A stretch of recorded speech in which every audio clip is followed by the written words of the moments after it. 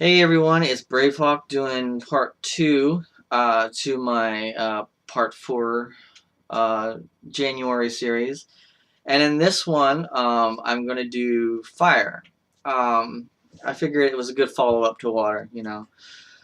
So, the fire signs are Aries, Leo, and Sagittarius. But immediately when people hear fire, the element, they always think Leo. And that's because Leos are very passionate, but the sign in general fires, they're very passionate and they tend to burn things down around them because they are so focused on that one thing. And I think that's kind of the weakness of fire is they get in that tunnel vision and they're just like, this is what I'm going to do. Everything else, fuck you. I'm just doing this. And I figure, the biggest warning that I can give for any month is just to be careful if you're a fire sign to kind of take that tunnel vision off and realize that there are other relationships happening in your life and there are other things that are going on that just because you feel that you don't need them doesn't mean you have to get rid of them. They might be there for a reason that you don't know yet. Um, with the exception of the ones that are causing negative things in your life. If it's causing you negative things, obviously get rid of it. And I feel that the first week for you is kind of telling you that. Um, it's telling you to kind of go and reflect on the relationships that you have, the loyalties, the things that you feel that are you, that you connect yourself to, and it's telling you to take a moment and reflect that and just go, is this really helping me or is this bringing me down? Is this taking me even further from the goal that I want to make in this next year? So that kind of was the week one in a sense. I'll show you the cards. I'm using my animal cards and I'm using the Kuan Yin cards, but for the first week, all the animals popped out of the deck, all three cards. So I figured that in itself meant that it's getting the message loud and clear to you. So I didn't pull the Guan Yin for this one.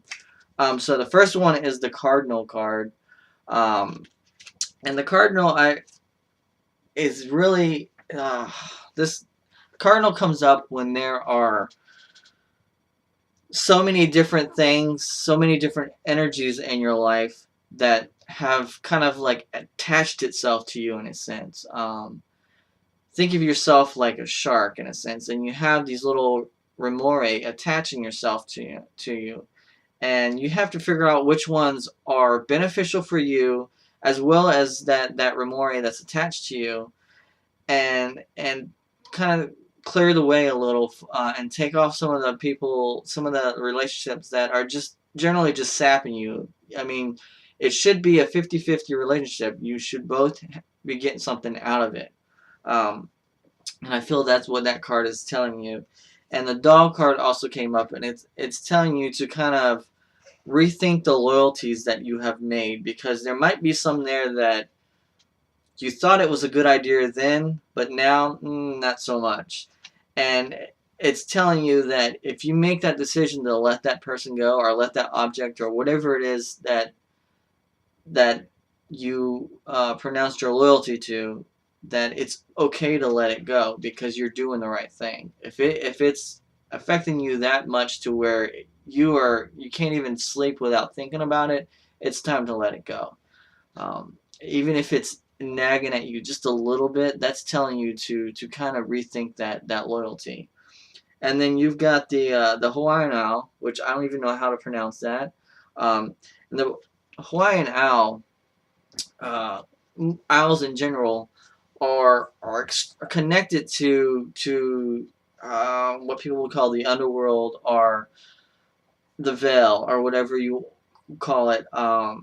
They're extremely connected to things that have passed and the spirits. So if this owl is being brought into your life, into your dreams, it's telling you to listen to your ancestors because there's people on the other side, whether it be a protective spirit or an ancestor or what have you. They have given you the warning loud and clear, and you're not paying attention to it. And I feel this card comes up when you have, when someone hasn't paid attention to the message, and the owl is getting pissed off. Basically, it's telling you, I've given you everything and you're not listening. Why are you not listening? You're being very stubborn about this. It's time to reassess your loyalties. It's time to reassess the social things that you have attached yourself to that are causing you harm right now. I feel that the owl has been nagging at you already, and you're just not paying attention to it. The owl might have come to you physically, or have not come. It might have shown itself physically in a dream, but there is some nagging, something's poking at you, and that's the owl, and it's saying, hello, hello, hello, listen, and you're not listening. And I think that your week one is going to be the hardest week for you, for the fire signs, because like Pisces, like, the water sign Pisces, fire usually attaches itself to something that it is really passionate about. So you might have these relationships that you're very passionate about, but it's starting to burn other things away in your life that you need, and that's what this card is telling you, to focus on that. For week two, you've got the Tiger, and you've got the Princess of Autumn Harvest. And this card is saying a blessing is going to be given to you on week 2 of January. And I kind of have my assumption on what it is, but it's saying that you might think of it as a curse at the moment, but is actually a blessing to you. And the next card is the Tiger card. The Tiger card, and the Tiger card is always about taking leaderships. They are the king of the jungles for a reason. People might come to you in this week 2, and although you might figure that it's a burden and you don't like it, and you want people to stop calling you, to stop texting you, to stop Facebooking you, stop Twittering you, whatever you're on,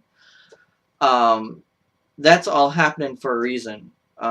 It's because these people, have a talent, have these abilities, have these things that they possess, and they're looking to you for leadership. They're saying, I have these things that I can do, and I'm getting tired of people overlooking those things. So I need someone that's outside the box from me and tell me, how do I put these out into the world? How do I bring these into fruition, that it becomes a positive thing for me?